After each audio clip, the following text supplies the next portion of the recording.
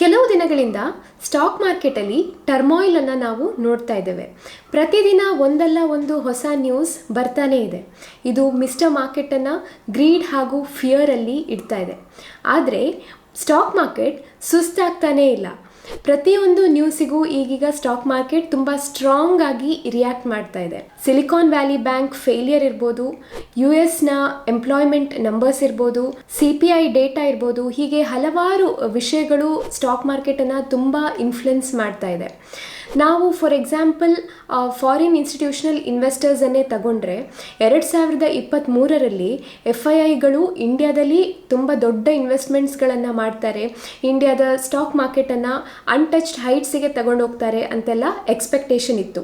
ಆದರೆ ಆಗಿದ್ದು ಇದರ ಅಪೋಸಿಟ್. 2023ರ ಮೊದಲ 2 ತಿಂಗಳಲ್ಲೇ FIIಗಳು 52,500 ಕೋಟಿ ಸೆಲ್ಲಿಂಗನ್ನು ಮಾಡಿದ್ದಾರೆ. ಫೆಬ್ರವರಿಯಲ್ಲಿ ಸ್ವಲ್ಪ ಸೆಲ್ಲಿಂಗ್ ಪ್ರೆಷರ್ ಕಮ್ಮಿ ಆಗಿತ್ತು. ಅದೇ ಥರ ಮಾರ್ಚಲ್ಲಿ ಮೊದಲ ಕೆಲವು ದಿನಗಳಲ್ಲಿ FIIಗಳು ನೆಟ್ ಬಯರ್ಸ್ ಆಗಿದ್ರು. ಆದರೆ ಸಿಲಿಕಾನ್ ವ್ಯಾಲಿ ಬ್ಯಾಂಕ್ನ ಫೇಲಿಯರಿಂದಾಗಿ ಮತ್ತೆ ಮಾರ್ಚ್ 10ರ ನಂತರ FIIಗಳು ಸಡನ್ ಆಗಿ ಸೆಲ್ಲಿಂಗನ್ನು ಇನ್ಕ್ರೀಸ್ ಮಾಡಿದ್ರು.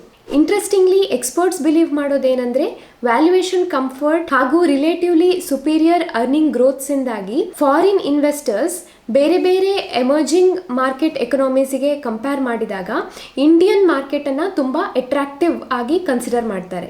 ಇನ್ನೊಂದು ನೋಟ್ ಮಾಡುವ ವಿಷಯ ಏನಂದರೆ FIIಗಳು ಇಂಡಿಯನ್ ಮಾರ್ಕೆಟಲ್ಲಿ ಕಳೆದ 3 ಕ್ವಾರ್ಟರ್ಗಳಲ್ಲಿ ಸ್ಮಾಲ್ ಕ್ಯಾಪ್ ಹಾಗೂ ಮಿಡ್ ಕ್ಯಾಪಲ್ಲಿ ಅವರ ಹೋಲ್ಡಿಂಗ್ಸ್ಗಳನ್ನು ಇನ್ಕ್ರೀಸ್ ಮಾಡಿದ್ದಾರೆ. ಏಪ್ರಿಲ್ 2022ರಿಂದ ಇಲ್ಲಿ ತನಕ ಸ್ಮಾಲ್ ಕ್ಯಾಪ್ ಮ್ಯೂಚುವಲ್ ಫಂಡ್ಸ್ಗಳಲ್ಲಿ 15,172 ಕೋಟಿ ಇನ್ವೆಸ್ಟ್ ಮಾಡಿದರೆ, ಮಿಡ್ ಕ್ಯಾಪ್ಗಳಲ್ಲಿ 14,632 ಕೋಟಿ ಹಾಗೂ ಲಾರ್ಜ್ ಕ್ಯಾಪ್ಗಳಲ್ಲಿ 6,392 ಕೋಟಿ ಇನ್ವೆಸ್ಟ್ ಮಾಡಿದ್ದಾರೆ. ಸೊ ಇವತ್ತಿನ ವಿಡಿಯೋದಲ್ಲಿ ಕಳೆದ ಕ್ವಾರ್ಟರ್ನಲ್ಲಿ FIIಗಳು ಯಾವ 2 ಸ್ಮಾಲ್ ಕ್ಯಾಪ್ ಕಂಪನಿಗಳಲ್ಲಿ ಅವರ ಸ್ಟೇಕನ್ನು ಇನ್ಕ್ರೀಸ್ ಮಾಡಿದ್ದಾರೆ ಅಥವಾ ಮ್ಯಾಕ್ಸಿಮೈಸ್ ಮಾಡಿದ್ದಾರೆ ಅನ್ನೋದನ್ನು ತಿಳ್ಕೊಳ್ಳೋಣ. ನಾವು ಮಾರ್ಕೆಟ್ ಕ್ಯಾಪ್ 5,000 ಕೋಟಿ ಹಾಗೆ ರಿಟರ್ನ್ ಆನ್ ಇಕ್ವಿಟಿ 15%ಗಿಂತ ಹೆಚ್ಚು ಹಾಗೂ 5 ವರ್ಷದ CAGR 10%ಗಿಂತ ಹೆಚ್ಚು ಹಾಗೆ ಡೆಟ್ ಟು ಇಕ್ವಿಟಿ ರೇಷಿಯೋ 1ರಿಂದ ಕಡಿಮೆ ಇರುವಂಥ ಕಂಪನಿಗಳನ್ನು ಸೆಲೆಕ್ಟ್ ಮಾಡಿದ್ದೇವೆ. ಈ ಕಂಪನಿಗಳ ಲಿಸ್ಟಿಂದ ನಾವು ಲಾಸ್ಟ್ ಕ್ವಾರ್ಟರಲ್ಲಿ FIIಗಳು ಅವರ ಸ್ಟೇಕನ್ನು ಇನ್ಕ್ರೀಸ್ ಮಾಡಿರುವಂತಹ 2 ಸ್ಮಾಲ್ ಕ್ಯಾಪ್ ಕಂಪನಿಗಳನ್ನು ಸೆಲೆಕ್ಟ್ ಮಾಡಿದ್ದೇವೆ. ಇದಕ್ಕೆ ನಾವು ಮಾರ್ಚ್ 10, 2023ಯ ಫಿಗರ್ಸನ್ನು ಕನ್ಸಿಡರ್ ಮಾಡಿದ್ದೇವೆ. ಈಗ ಈ ಟಾಪ್ 2 ಕಂಪನಿಗಳು ಯಾವುದು ಅಂತ ನೋಡೋಣ.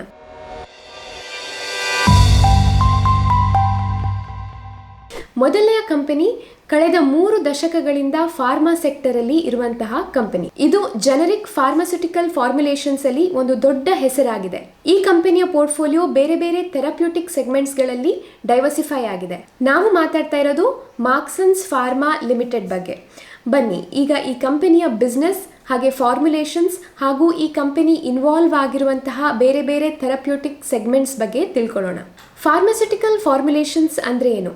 ಇದು ಒಂದು ಪರ್ಟಿಕ್ಯುಲರ್ ಮೆಡಿಸಿನ್ನ ಆಕ್ಟಿವ್ ಡ್ರಗ್ ಅಥವಾ ಮೇನ್ ಕಾಂಪೊನೆಂಟನ್ನು ಬೇರೆ ಕಾಂಪೊನೆಂಟ್ಸ್ಗಳೊಂದಿಗೆ ಕರೆಕ್ಟಾದ ಪ್ರಪೋರ್ಷನಲ್ಲಿ ಮಿಕ್ಸ್ ಮಾಡಿ ಒಂದು ಫೈನಲ್ ಪ್ರಾಡಕ್ಟನ್ನು ಮಾಡುವಂತಹ ಪ್ರಾಸೆಸ್ ಆಗಿದೆ. ಈ ಕಂಪನಿಯ CEO ಹಾಗೂ MD ಆಗಿರುವಂತಹ ಮಾರ್ಕ್ ಸಲ್ಡಾನಾ ಇವರು ಈ ಕಂಪನಿಯ ಪ್ರಮೋಟರ್ ಹಾಗೂ ಫೌಂಡರ್ ಮೆಂಬರ್ ಕೂಡ ಹೌದು. ಇವರು ಈ ಕಂಪನಿಯನ್ನು ಫಾರ್ಮ್ ಮಾಡೋದಕ್ಕಿಂತ ಮೊದಲು ಗ್ಲೆನ್ಮಾರ್ಕ್ ಫಾರ್ಮಾಸ್ಯೂಟಿಕಲ್ಸಲ್ಲಿ ಹೋಲ್ ಟೈಮ್ ಡೈರೆಕ್ಟರ್ ಆಗಿದ್ದರು. ಇವತ್ತು ಈ ಕಂಪನಿಯಲ್ಲಿ ಟ್ಯಾಬ್ಲೆಟ್ ಫಾರ್ಮಲ್ಲಿ 300 ಪ್ರಾಡಕ್ಟ್ಸ್ ಅವೈಲೇಬಲ್ ಇದೆ. ಅದಲ್ಲದೆ hard and soft gelatin capsules, oral liquids ಹಾಗೂ ಆಯಿಂಟ್ಮೆಂಟ್ಸ್ ಕೂಡ ಅವೈಲೇಬಲ್ ಇದೆ. ಇದಲ್ಲದೆ ಕಂಪನಿಯ ಪೈಪ್ಲೈನಲ್ಲಿ ಇನ್ನೂ 72 ಪ್ರಾಡಕ್ಟ್ಸ್ಗಳು ಇದೆ. ಹಾಗೆ ಈ ಕಂಪನಿಯ ಪೋರ್ಟ್ಫೋಲಿಯೋ 10ಕ್ಕಿಂತಲೂ ಹೆಚ್ಚು ಥೆರಪ್ಯೂಟಿಕ್ ಸೆಗ್ಮೆಂಟ್ಸ್ಗಳಲ್ಲಿ ಡಿವೈಡ್ ಆಗಿದೆ. ಇದರಲ್ಲಿ ಓವರ್ ದ ಕೌಂಟರ್ ಡ್ರಗ್ಸ್ ಅಂದರೆ pain management, cough and cold, gastro intestinal, vitamins and supplements, anti allergic drugs, ಇದಲ್ಲದೆ ಪ್ರೆಸ್ಕ್ರಿಪ್ಷನ್ ಬೇಸ್ಡ್ ಡ್ರಗ್ಸ್ ಅಂದರೆ ಕಾರ್ಡಿಯೋವಸ್ಕ್ಯುಲರ್ ಸಿಸ್ಟಮ್ ಹಾಗೆ ಸೆಂಟ್ರಲ್ ನರ್ವ್ ಸಿಸ್ಟಮ್ಗೆ ಸಂಬಂಧಪಟ್ಟಂಥವು ಹಾಗೆ ಆ್ಯಂಟಿ ಡಯಾಬಿಟಿಕ್ಸ್ ಡ್ರಗ್ಸ್ಗಳು ಇದೆ. OTC ಡ್ರಗ್ಸ್ಗಳು ಡಾಕ್ಟರ್ಸ್ ಪ್ರೆಸ್ಕ್ರಿಪ್ಷನ್ ಇಲ್ಲದೆ ಬಳಸಬಹುದಾದಂತಹ ಡ್ರಗ್ಸ್ಗಳು. For example paracetamol. ಅದೇ ಪ್ರೆಸ್ಕ್ರಿಪ್ಷನ್ ಬೇಸ್ಡ್ ಡ್ರಗ್ಸ್ಗಳು ತಗೊಳ್ಬೇಕಾದ್ರೆ ಡಾಕ್ಟರ್ಸ್ ಪ್ರೆಸ್ಕ್ರಿಪ್ಷನ್ ಬೇಕೇ ಆಗುತ್ತೆ. ಈ ಕಂಪನಿ 3 ಮ್ಯಾನುಫ್ಯಾಕ್ಚರಿಂಗ್ ಪ್ಲಾಂಟ್ಸ್ಗಳನ್ನು ಹೊಂದಿದೆ. ಒಂದು ಗೋವಾದಲ್ಲಿ, ಇನ್ನೊಂದು USA ಹಾಗೆ ಇನ್ನೊಂದು UK. ಹಾಗೆ 4 R&D ಸೆಂಟರ್ಗಳು ಗೋವಾ, ಮುಂಬೈ, USA ಹಾಗೂ UK ಯಲ್ಲಿದೆ. ಬೇರೆ ಬೇರೆ ಪ್ಲಾಂಟ್ಗಳಿಗೆ ಬೇರೆ ಬೇರೆ ರೆಗ್ಯುಲೇಟರ್ಸ್ಗಳಾಗಿರುವಂತಹ USFDA, UK MHRA ಹಾಗೆ ಆಸ್ಟ್ರೇಲಿಯನ್ TGAಗಳಿಂದ ಅಪ್ರೂವಲ್ ಸಿಕ್ಕಿದೆ. ಈ ಕಂಪನಿಯಲ್ಲಿ 1400ಕ್ಕಿಂತಲೂ ಹೆಚ್ಚು ಎಂಪ್ಲಾಯೀಸ್ ಇದ್ದು ಇವರು 50 ದೇಶಗಳಲ್ಲಿ ಇದ್ದಾರೆ. ಈ ಕಂಪನಿಯ ಟೋಟಲ್ ರೆವೆನ್ಯೂವಿನ 96% USA, UK, ಆಸ್ಟ್ರೇಲಿಯಾ ಹಾಗೂ ನ್ಯೂಜಿಲ್ಯಾಂಡ್ ಇಂದ ಬರುತ್ತೆ. ಇದರ ರೆವೆನ್ಯೂ ಡಿಸ್ಟ್ರಿಬ್ಯೂಷನ್ ಅನ್ನ ನೋಡಿದ್ರೆ ಸುಮಾರು 42.5% ರೆವೆನ್ಯೂ US ಮಾರ್ಕೆಟ್ ಇಂದ ಜನರೇಟ್ ಆಗುತ್ತೆ. USA ಯಲ್ಲಿ ಈ ಕಂಪನಿ 37 ವರ್ಷ ಹಳೆಯ ಟೈಮ್ ಕ್ಯಾಪ್ಸ್ ಲ್ಯಾಬ್ಸ್ ಮುಖಾಂತರ ತನ್ನ ಅಸ್ತಿತ್ವವನ್ನ ಎಸ್ಟಾಬ್ಲಿಷ್ ಮಾಡಿದೆ. ಈ ಕಂಪನಿಯ ಸುಮಾರು 41% ಅರ್ನಿಂಗ್ಸ್ UK ಹಾಗೂ ಯುರೋಪ್ ಇಂದ ಜನರೇಟ್ ಆಗ್ತಾ ಇದೆ. ರೆಲಾನ್ಕೆಮ್ ಹಾಗೂ ಬೆಲ್ಸ್ ಹೆಲ್ತ್ ಕೇರ್ ಈ ಕಂಪನಿಯ 2 ಸಬ್ಸಿಡಿಯರಿ ಆಗಿದೆ. ಬೆಲ್ಸ್ ಹೆಲ್ತ್ ಕೇರ್ ಇವತ್ತು UKಯ ಲಾರ್ಜೆಸ್ಟ್ ಕಫ್ ಲಿಕ್ವಿಡ್ ಮ್ಯಾನುಫ್ಯಾಕ್ಚರರ್ ಆಗಿದೆ. ಫೈನಲಿ ಕಂಪನಿಯ 10% ರೆವೆನ್ಯೂ ಆಸ್ಟ್ರೇಲಿಯಾ ಹಾಗೂ ನ್ಯೂಜಿಲ್ಯಾಂಡ್ ಇಂದ ಬರುತ್ತೆ. ಕಂಪನಿ ಈ ಜಾಗ್ರಫೀಸ್ಗಳಲ್ಲಿ ನೋವಾ ಫಾರ್ಮಾಸ್ಯೂಟಿಕಲ್ಸ್ ಅನ್ನೋ ಸಬ್ಸಿಡಿಯರಿ ಮುಖಾಂತರ ಆಪರೇಟ್ ಮಾಡುತ್ತೆ. ಆಸ್ಟ್ರೇಲಿಯಾದ ಟಾಪ್ ಪ್ಲೇಯರ್ಸ್ ಆದಂತಹ Woolworths limited, Coles Myer limited, Aldi, Medcash ಮುಂತಾದವುಗಳಿಗೆ ನೋವಾ ಒಂದು ಲೀಡಿಂಗ್ ಸಪ್ಲೈಯರ್ ಆಗಿದೆ. ನಾವು OTC ಹಾಗೂ ಪ್ರೆಸ್ಕ್ರಿಪ್ಷನ್ ಬೇಸ್ಡ್ ಡ್ರಗ್ಸಿನ ರೆವೆನ್ಯೂ ಸ್ಪ್ಲಿಟ್ ಅನ್ನು ನೋಡಿದ್ರೆ OTC ಸೆಗ್ಮೆಂಟಿನ ರೆವೆನ್ಯೂ ಕಳೆದ 5 ವರ್ಷದಲ್ಲಿ ಕನ್ಸಿಸ್ಟೆಂಟ್ ಆಗಿ ಇನ್ಕ್ರೀಸ್ ಆಗ್ತಾ ಇದೆ. ರೀಸೆಂಟ್ ಆಗಿ ಕಂಪನಿ ಅದರ ಫೆಮೋಟಿಡೈನ್ ಟ್ಯಾಬ್ಲೆಟ್ಗೆ US FDA ಅಪ್ರೂವಲ್ ಅನ್ನ ಪಡ್ಕೊಂಡಿದೆ. ಈ ಮೆಡಿಸಿನ್ ಕಂಪನಿಯ OTC ಸೆಗ್ಮೆಂಟ್ ಪೋರ್ಟ್ಫೋಲಿಯೋಗೆ ಆಡ್ ಆಗುತ್ತೆ. ನಾವು ಥೆರಪ್ಯೂಟಿಕ್ ಸೆಗ್ಮೆಂಟಿನ ರೆವೆನ್ಯೂ ಸ್ಪ್ಲಿಟ್ ಅನ್ನ ನೋಡಿದ್ರೆ ಪೇನ್ ಮ್ಯಾನೇಜ್ಮೆಂಟ್ ಇಂದ ಬರ್ತಾ ಇರುವ ರೆವೆನ್ಯೂ ಕನ್ಸಿಸ್ಟೆಂಟ್ ಆಗಿ ಇನ್ಕ್ರೀಸ್ ಆಗ್ತಾ ಇದೆ. ಮುಂದಿನ ದಿನಗಳಲ್ಲಿ ಕಂಪನಿ ಅದರ ಓವರ್ ಆಲ್ ಪ್ರೊಡಕ್ಷನ್ ಕೆಪಾಸಿಟಿಯನ್ನ ಇನ್ಕ್ರೀಸ್ ಮಾಡುವ ಪ್ಲಾನ್ ಅನ್ನ ಹೊಂದಿದೆ. ಕಂಪನಿಯ ಟಾರ್ಗೆಟ್ 8 ಬಿಲಿಯನ್ ಯೂನಿಟ್ಸ್ ನ್ಯೂ ಕೆಪಾಸಿಟಿಯನ್ನ ಆಡ್ ಮಾಡೋದು ಆಗಿದೆ. ಅಕ್ಟೋಬರ್ 2022ರಲ್ಲಿಯೇ ಕಂಪನಿ ತೆವಾ ಫಾರ್ಮ್ ಅನ್ನೋ ಒಂದು ಮ್ಯಾನುಫ್ಯಾಕ್ಚರಿಂಗ್ ಪ್ಲಾಂಟ್ ಅನ್ನ ಬೈ ಮಾಡಿದೆ. ಇದು ಅದರ ಆಪರೇಟಿಂಗ್ ಕೆಪಾಸಿಟಿಯನ್ನ ಜಾಸ್ತಿ ಮಾಡೋದ್ರಲ್ಲಿ ಹೆಲ್ಪ್ ಆಗುತ್ತೆ. ಕಂಪನಿಯ R&D ಮೇಲಿನ ಇನ್ವೆಸ್ಟ್ಮೆಂಟ್ ಕೂಡ ಮುಂದಿನ ದಿನಗಳಲ್ಲಿ 4-5% ಇನ್ಕ್ರೀಸ್ ಅನ್ನ ಕಾಣಬಹುದಾಗಿದೆ. ಕಂಪನಿಯ ಕಳೆದ 5 ವರ್ಷದ ರೆವೆನ್ಯೂ ಅನ್ನ ನೋಡಿದ್ರೆ CAGR 14% ಗ್ರೋತ್ ಕಂಡಿದೆ. ಹಾಗೆ ಪ್ರಾಫಿಟಬಿಲಿಟಿ 84% CAGR ಕಂಡಿದೆ. ಈ ಸಡನ್ ಗ್ರೋತ್ ನ ರೀಸನ್ ಫೈನಾನ್ಷಿಯಲ್ ಇಯರ್ 2021ರಲ್ಲಿ ಕಂಡಂತಹ ಸೂಪರ್ ನಾರ್ಮಲ್ ಮಾರ್ಜಿನ್ ಆದಂತಹ 56.8% ಆಗಿರಬಹುದು. ಈಗ ಶೇರ್ ಹೋಲ್ಡಿಂಗ್ ಪ್ಯಾಟರ್ನ್ ಅನ್ನ ನೋಡೋಣ. ಕಳೆದ ಕ್ವಾರ್ಟರ್ ನಲ್ಲಿ FIIಗಳ ಸ್ಟೇಕ್ 14.82% ಆಗಿತ್ತು. ಇದು ಫೈನಾನ್ಷಿಯಲ್ ಇಯರ್ 2023ರ ಕ್ವಾರ್ಟರ್ 2 ಅಲ್ಲಿ 10.88% ನ ಇನ್ಕ್ರೀಸ್ ಆಗಿದೆ. ನೀವು ಅನ್ಕೋಬಹುದು ಈ ತರ ಶಾರ್ಪ್ ಇನ್ಕ್ರೀಸ್ ಹೇಗಾಯ್ತು ಅಂತ. ಫ್ಯಾಕ್ಟ್ ಏನಂದ್ರೆ ಕಂಪನಿ ರೀಸೆಂಟ್ ಆಗಿ 372.4 ಕೋಟಿ ಫಂಡ್ಸ್ ಅನ್ನ ಇಕ್ವಿಟಿ ಮುಖಾಂತರ ರೇಸ್ ಮಾಡಿದೆ. ಈ ಫಂಡ್ ಅನ್ನ ಆರ್ಬಿಮೆಡ್ ಹಾಗೂ ಪ್ರಮೋಟರ್ಸ್ಗೆ ಕೊಟ್ಟಂತಹ ವ್ಯಾರೆಂಟ್ಸ್ ಅನ್ನ ಕನ್ವರ್ಟ್ ಮಾಡಿ ರೇಸ್ ಮಾಡಲಾಗಿತ್ತು. ಈ ಕನ್ವರ್ಷನ್ ಇಂದಾಗಿ ಆರ್ಬಿಮೆಡ್ ಈ ಕಂಪನಿಯಲ್ಲಿ 10.88% ಸ್ಟೇಕ್ ಅನ್ನ ಹೊಂದಿದೆ. ಗ್ಲೆನ್ಮಾರ್ಕ್ ಫಾರ್ಮಾದಂತಹ ಬೇರೆ ಪ್ಲೇಯರ್ಸ್ ಜೊತೆ ಕಂಪೇರ್ ಮಾಡಿದಾಗ ಈ ಕಂಪನಿಯ debt to equity ratio relatively ಚೆನ್ನಾಗಿದೆ. ROE ಕೂಡ ಬೆಟರ್ ಇದೆ.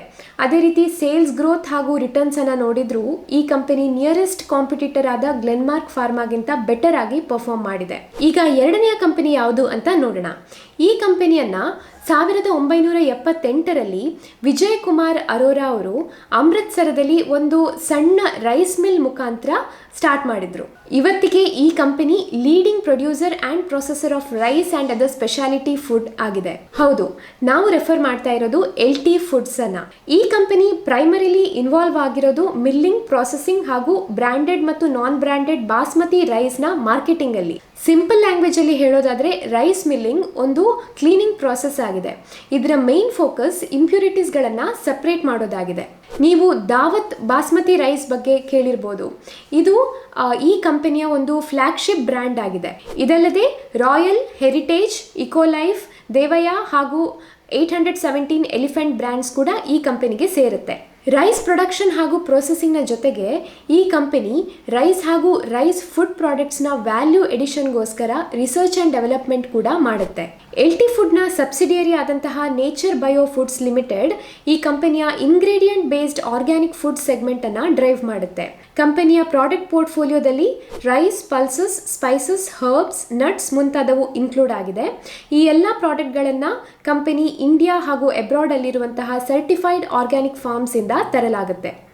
ಕಂಪನಿ ಈ ಹೈ ಕ್ವಾಲಿಟಿ ಆರ್ಗ್ಯಾನಿಕ್ ಇಂಗ್ರೀಡಿಯೆಂಟ್ಸ್ಗಳನ್ನು ಬೇರೆ ಬೇರೆ ಮ್ಯಾನುಫ್ಯಾಕ್ಚರ್ಸ್ಗೆ ಹಾಗೆ ಪ್ರೊಸೆಸರ್ಸ್ಗೆ ಸೆಲ್ ಮಾಡುತ್ತೆ. ಈ ಪ್ರಾಡಕ್ಟ್ಗಳು ಬೇರೆ ಬೇರೆ ಆರ್ಗ್ಯಾನಿಕ್ ಪ್ರಾಡಕ್ಟ್ಗಳಾದಂತಹ ಸೀರಿಯಲ್ಸ್ ಇರ್ಬೋದು, ಸ್ನ್ಯಾಕ್ಸ್ ಇರ್ಬೋದು ಅಥವಾ ಬಿವರೇಜಸ್ಗಳಲ್ಲಿ ಯೂಸ್ ಆಗುತ್ತೆ. ಈ ಸಬ್ಸಿಡಿಯರಿ ಇಂಡಿಯಾದ ಟೋಟಲ್ ಆರ್ಗ್ಯಾನಿಕ್ ಫುಡ್ ಎಕ್ಸ್ಪೋರ್ಟ್ ವಾಲ್ಯೂಮಿಗೆ 10% ಕಾಂಟ್ರಿಬ್ಯೂಟ್ ಮಾಡುತ್ತೆ. 79% ಕಾಂಟ್ರಿಬ್ಯೂಷನ್ ಒಂದಿಗೆ ಬಾಸ್ಮತಿ ಹಾಗೂ ಬೇರೆ ರೈಸ್ ಬ್ರ್ಯಾಂಡ್ಸ್ ಈ ಕಂಪನಿಯ ರೆವೆನ್ಯೂ ಸ್ಟ್ರೀಮ್ ಅನ್ನ ಡಾಮಿನೇಟ್ ಮಾಡುತ್ತೆ. ಇದರ ಜಾಗ್ರಫಿಕ್ ರೆವೆನ್ಯೂ ಸ್ಪ್ಲಿಟ್ ಅನ್ನ ಅನಲೈಸ್ ಮಾಡಿದ್ರೆ ಈ ಕಂಪನಿಯ major business United States of America ಹಾಗೂ ಇಂಡಿಯಾದಿಂದ ಬರುತ್ತೆ. ಓವರಾಲ್ ಆಗಿ ನೋಡಿದ್ರೆ ಯುರೋಪ್, ಮಿಡಲ್ ಈಸ್ಟ್ ಹಾಗೆ ಫಾರ್ ಈಸ್ಟ್ ಇಂದ ಕೂಡ ಬಿಸ್ನೆಸ್ ಬರುತ್ತೆ. ಹಾಗಾಗಿ ನಾವು ಇಲ್ಲಿ ಈ ಕಂಪನಿಯ ಜಾಗ್ರಫಿಕ್ ಡೈವರ್ಸಿಫಿಕೇಶನ್ ಅನ್ನ ಕೂಡ ನೋಡಬಹುದು. ಕಂಪನಿ ಇಂಡಿಯಾದಲ್ಲಿ 6 ಮ್ಯಾನುಫ್ಯಾಕ್ಚರಿಂಗ್ ಹಾಗೂ ಪ್ರೊಸೆಸಿಂಗ್ ಫೆಸಿಲಿಟೀಸ್ ಅನ್ನ ಹೊಂದಿದೆ.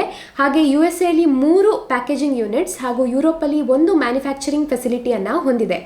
ಇಂಡಿಯಾದಲ್ಲಿ ಇದರ ಫ್ಲಾಗ್ಶಿಪ್ ಬ್ರ್ಯಾಂಡ್ ದಾವತ್ 25% ಮಾರ್ಕೆಟ್ ಶೇರ್ ಅನ್ನ ಹೊಂದಿದೆ.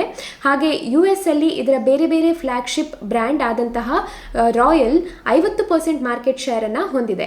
ಈ ಪ್ರಮೋಟರ್ಸ್ಗೆ ರೈಸ್ ಇಂಡಸ್ಟ್ರಿಯಲ್ಲಿ ಇರುವಂತಹ 50 ವರ್ಷದ ಎಕ್ಸ್ಪೀರಿಯನ್ಸ್ ಇವರಿಗೆ ಟ್ರಿಮೆಂಡಸ್ ಅಡ್ವಾಂಟೇಜ್ ಆಗಿದೆ. ಇದು ಈ ಕಂಪನಿಯನ್ನ ಬಾಸ್ಮತಿ ರೈಸ್ ಇಂಡಸ್ಟ್ರಿಯಲ್ಲಿ ಟಾಪ್ 2 ಪೊಸಿಷನ್ ಅಲ್ಲಿ ಇಟ್ಟಿದೆ. ಫೈನಾನ್ಷಿಯಲ್ ಇಯರ್ 2022ರಲ್ಲಿ LT ಫುಡ್ ನ ಟರ್ನ್ ಓವರ್ 5,427 ಕೋಟಿ ಆಗಿತ್ತು ಹಾಗೂ 2023ರಲ್ಲಿ ಮೊದಲ 3 ಕ್ವಾರ್ಟರ್ಸ್ ನಲ್ಲೇ ಈ ನಂಬರ್ 5,114 ಕೋಟಿ ರೀಚ್ ಆಗಿದೆ. ಈ strong performance increased volume growth ಹಾಗೂ ಹೈಯರ್ ಪ್ರೈಸ್ ರಿಯಲೈಸೇಷನ್ ಇಂದ ಡ್ರಿವನ್ ಆಗಿದೆ.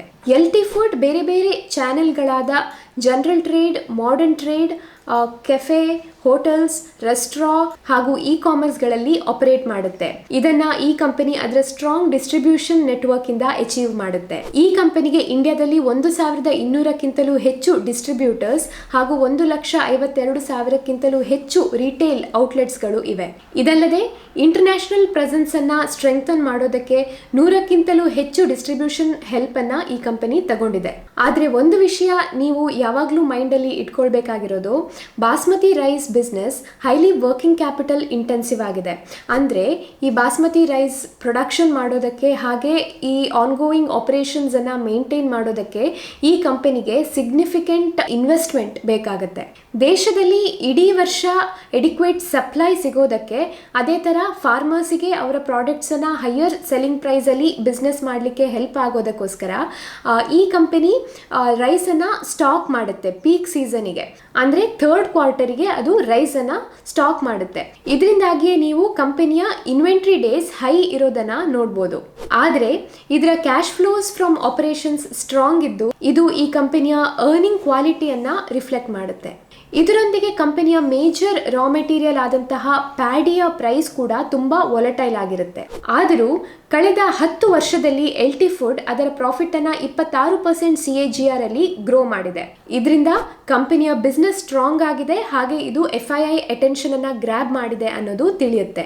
ಈ ಕಂಪನಿಯ ಲೇಟೆಸ್ಟ್ ಶೇರ್ ಹೋಲ್ಡಿಂಗ್ ಅನ್ನ ನೋಡಿದ್ರೆ FIIಗಳು 13.11% ಸ್ಟೇಕ್ ಅನ್ನ ಹೊಂದಿವೆ. ಇದು ಲಾಸ್ಟ್ ಕ್ವಾರ್ಟರ್ ಇಂದ ಅಬ್ಸಲ್ಯೂಟ್ ಟರ್ಮ್ಸ್ ಅಲ್ಲಿ 7.89% ಇನ್ಕ್ರೀಸ್ ಆಗಿದೆ. ಈ ಸ್ಟೇಕ್ ಅನ್ನ ಸೌದಿ ಅರೇಬಿಯಾದ ಸಾಲಿಕ್ ಇಂಟರ್ನ್ಯಾಷನಲ್ ಇನ್ವೆಸ್ಟ್ಮೆಂಟ್ ಕಂಪನಿ ತಗೊಂಡಿದೆ. ಇನ್ನು ಸ್ವಲ್ಪ ಡೀಪ್ ಆಗಿ ಅನಲೈಸ್ ಮಾಡಿದ್ರೆ ನಿಮ್ಗೆ ಗೊತ್ತಾಗುತ್ತೆ, ಈ ಡೀಲ್ ಕಳೆದ ವರ್ಷ ನವೆಂಬರ್ ಅಲ್ಲೇ ಅಪ್ರೂವ್ ಆಗಿತ್ತು. ಇನ್ನು 3 ವಾರಗಳ ಹಿಂದೆ CCI ಅಪ್ರೂವಲ್ ಸಿಕ್ಕಿರುವಂತದ್ದು. ಈ ಡೀಲ್ ಪ್ರಕಾರ ಸಾಲಿಕ್ ಅಡಿಷನಲ್ 1.33% ಸ್ಟೇಕ್ ಅನ್ನ ಎಕ್ವೈರ್ ಮಾಡುತ್ತೆ.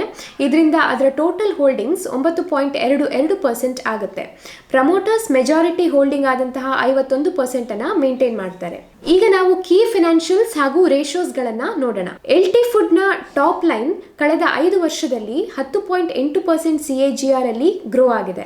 ಅದರ ಕಾಂಪಿಟೇಟರ್ಸ್ ಆದ KRBL 6.01% ಗ್ರೋತ್ ಕಂಡಿದೆ.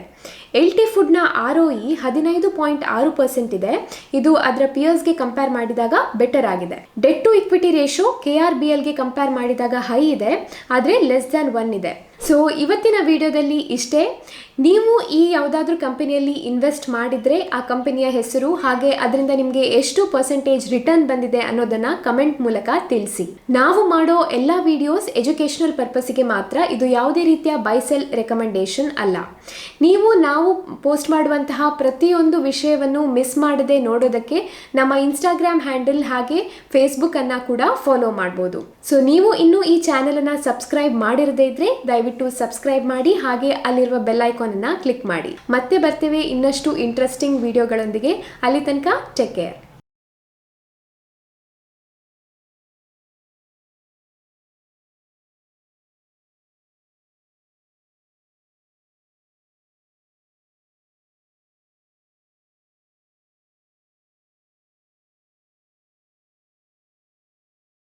Investment in securities market are subject to market risks. Read all the related documents carefully before investing. Please read the risk disclosure documents carefully before investing in equity shares, derivatives, mutual fund, and or other instruments traded on the stock exchanges.